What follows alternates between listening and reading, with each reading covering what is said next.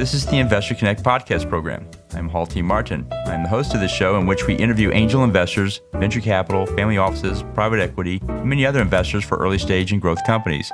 I hope you enjoy this episode. Interested in learning more about investing in startups, launching a new startup and need to raise funding? The Startup Funding Espresso is a daily podcast in a short, concise format delivered to your inbox every day, Monday through Friday. In the time it takes to drink an espresso, you can learn about startup funding. To subscribe, go to investorconnect.org and put your email into the pop-up box. Well, hello, this is Hall Martin with Investor Connect. Today I'm here with David Meltzer, CEO of David Meltzer Enterprises. David is considered one of the top esports entrepreneurs and investors, and is also a three-time international best-selling author, top 100 business coach, and host of the top entrepreneur podcast, The Playbook. David, thank you for joining us. Thank you for having me. This is terrific. So can you tell us a little bit about your background before founding David Meltzer Enterprises? Sure. Well, it all started, I was born in Akron, Ohio, with a single mom and 6 kids, wanting to be rich, and ended up going to law school to become rich, to be an oil and gas litigator. But when I graduated law school, I had 2 different job opportunities. One, to be an oil and gas litigator, make enough money to buy my mom a house and a car, or to work in the internet. In 1992, in fact, the internet was so early that my mom suggested that I become a real lawyer, not work in the internet, because the internet was going to be a fad. That's how early the internet was. But fortunately, just because someone loves you doesn't mean they give you good advice. I decided to be a salesperson for the internet. 9 months into my job, I was a millionaire. I bought a house and a car for my mom, reaffirming that money buys love and happiness for me. And we ended up selling that company in 1995 for $3.4 billion. I then, by the time I was 30, was CEO of Samsung's first phone division, the first smartphone, a Windows CE device called the PCE phone, where after I left there, I met Lee Steinberg, the most notable sports agency in the world. They made the movie Jerry Maguire about Lee. That's where I met Warren Moon, the Hall of Fame quarterback. And the last 12 years, we spun off Sports One Marketing, which I co-founded with Hall of Fame quarterback Warren Moon. The last 4 years, I've focused primarily on my own personal brand. So I have books that I write. I speak around the world. I'm a top business coach. I have a top podcast. I have 3 TV shows, one elevator pitch with Entrepreneur Magazine, which had a great 6-season run. And now I have 2 of my own shows. 2 Minute Drill is in season number 2. It's a new hit on Bloomberg TV and Amazon Prime Video. And then now Office Hours is launching this fall on Bloomberg and Amazon Prime as well. So it's been quite a journey with one mission, though, one mission only: to empower over 1 billion people to be happy by making a lot of money, helping a lot of people, and having a lot of fun. Well, great. So what led you to start working in the esports space? Why did you choose that one? Wow, it was so lucky. I was taking my son to Game 7 of the Cavalier Golden State Championship, NBA Championship, and he told me that the League of Legends Championship sold out the Oracle Arena. I told him he had to be mistaken, that was online gaming, and me being a leader in sports, there's no way I didn't know about that. And as I did more due diligence about the esports, I realized he was correct, and I ended up being an investor in what is now one of the biggest esports teams in the world, one of the biggest esport companies. We're building a $500 million arena in Toronto. So I'm one of the founding investors with Marcus Colston, The Weeknd, Meta World Peace, of a company called Overactive Media that's going public this month. So very, very exciting. And so what's your advice for people investing in the esports space? What do you tell them to do before they write that check? I would tell, number 1, know your timing and risk tolerance, which is my advice to anybody making an investment. So many people go ahead and try to perceive what a good investment is for them without thinking about timing or risk tolerance. 2, learn the market. So learn the market either through experts in the space or due diligence of any kind. Know the market makers, because that's who's going to control the dollars. So learn who the market makers are and how that works. And then understand the buy and sell side, the valuation side, so that you can get the best deal possible. And so if you know your timing and risk tolerance, if you learn the market makers, and the buy and sell side, you'll have a huge statistical advantage and do very well, not only in the esport investment, but any investment that you're looking at. And how do you see this industry evolving? Where do you see it going from here? Oh, I think we're pre-chasm. I think as big as it is, it's probably going to be the biggest sport, if they define it as that, that's ever been created. And the reason is it has no barriers. It has no geographic barriers. It has no technological barriers. It has no physical barriers, has no spatial barriers, religious barriers, height, speed, strength, color. It has no barriers at all. It's the great equalizer of competition. And there's so many variables involved that people can't even fathom how much, 4.6 billion people loving one sport and playing one sport, participating, watching, gambling on one sport, all the things I've learned throughout the last 35 years from the traditional stick and ball sports, from being on the Olympic committee, all the different things that I've experienced in alternative sports. Nothing compares to the size, scope, and scale of esports. And so what is the growth rate of the sector? It seems like it's just exploding, but can you put a number on it?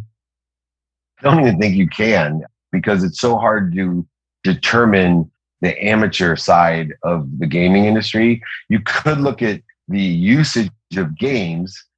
It depends on, too, how you define esports, because you have college leagues or scholarships that are being given now from the colleges here in America, around the world.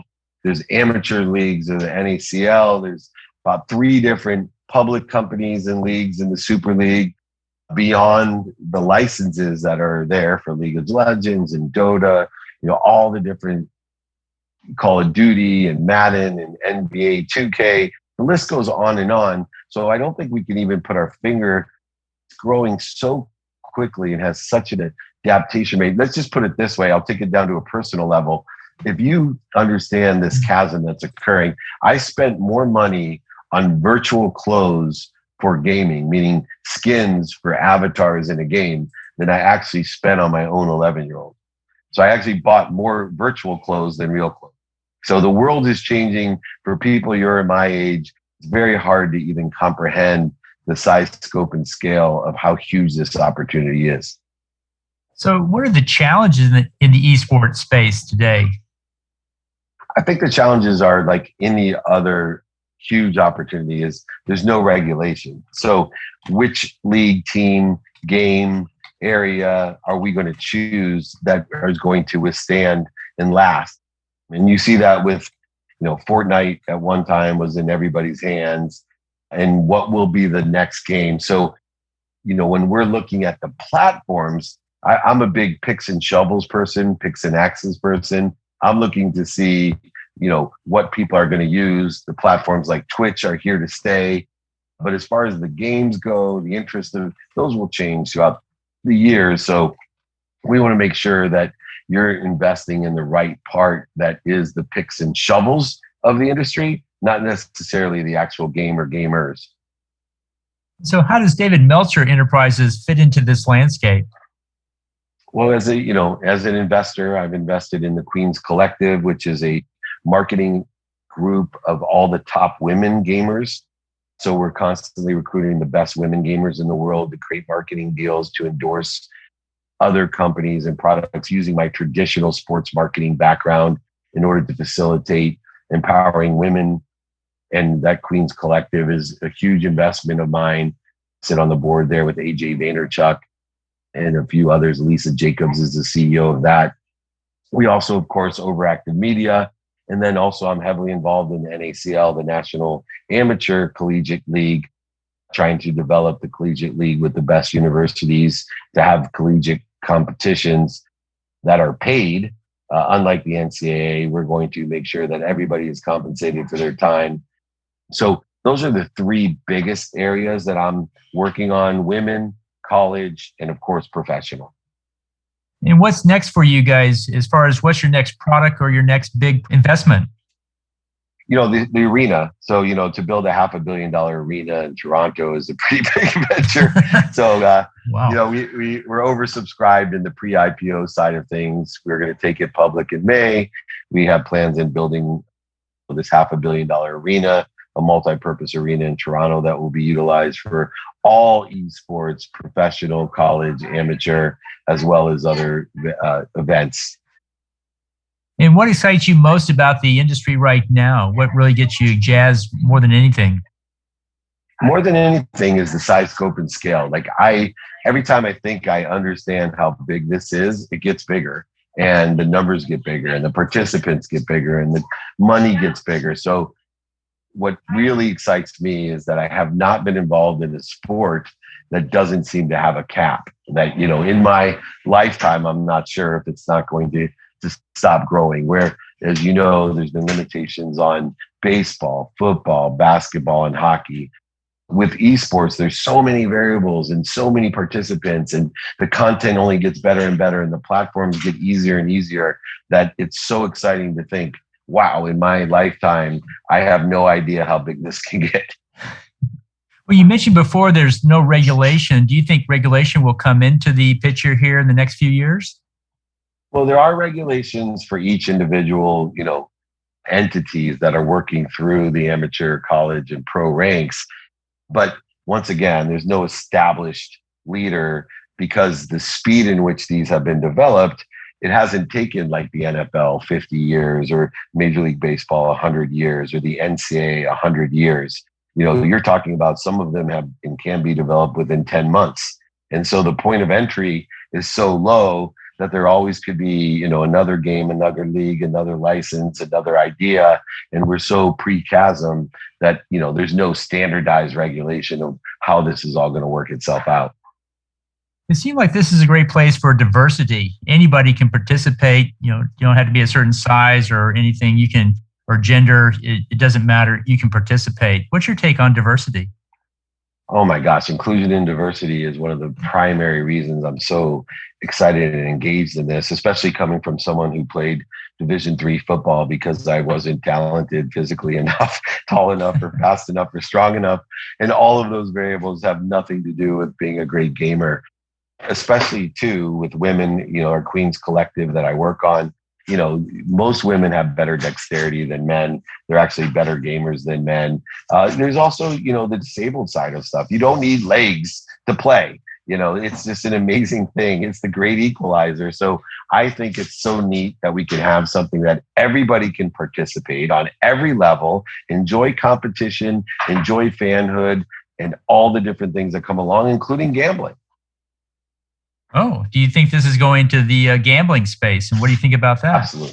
Absolutely. Just like everything else, the oldest part of sports will be there, whether it's baseball, football, golf, and UFC. It doesn't matter. Rugby, lacrosse. You're going to have people, especially with the trends that are going on in America, legalizing gambling.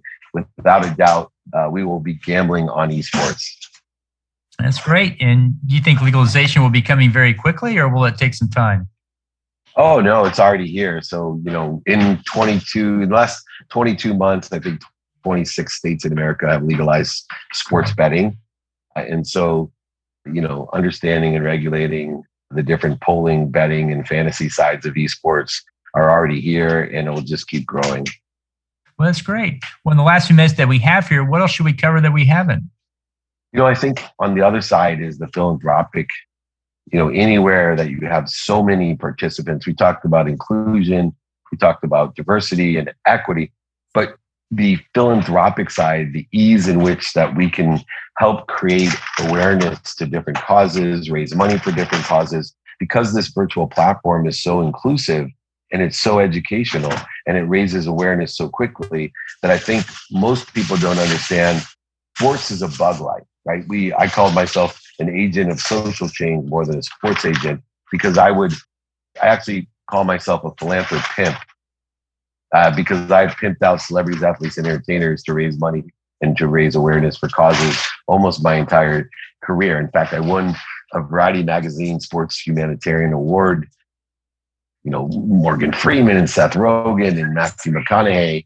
And I told everyone, I don't know why you're giving this to a sports agent other than the fact that I've been able to use all of you to raise money for charity. And I think that's what this platform we haven't spoke about is perfectly designed for, is to use the games, the bug light of the sport itself and the players to raise awareness, to educate, and to raise money for the causes that best for the entire society in a whole. Well, that's great. So how best for listeners to get back in touch with you? Well, I do trainings every Friday for free. I give my book, my guides. I have a 5 daily practices guide I give for free. And my book, I sign it, ebook, audiobook, or I sign it and pay for shipping. David@dmeltzer.com. Email me directly. I will get whatever you need. No, I'll pay for shipping, sign it. I will do whatever you need. No cost. Just email me directly, David@dmeltzer.com. And I do trainings every Friday for free. And it's all recorded as well on my podcast. The Playbook's one of the top in the world. So you can download that on Google, Apple, Spotify. It doesn't matter where. Well, sound like a great resource. I want to thank you for joining us today and hope to have you back for a follow-up soon. I would love it. Thank you so much for your time, your patience, and consideration. Remember, everyone, be kind to your future self and do good deeds. Investor Connect helps investors interested in startup funding. In this podcast series, experienced investors share their experience and advice. You can learn more at investorconnect.org. Paul T. Martin is the director of Investor Connect, which is a 501c3 nonprofit dedicated to the education of investors for early stage funding. All opinions expressed by Hall and podcast guests are solely their own opinions and do not reflect the opinion of Investor Connect. This podcast is for informational purposes only and should not be relied upon as a basis for investment decisions.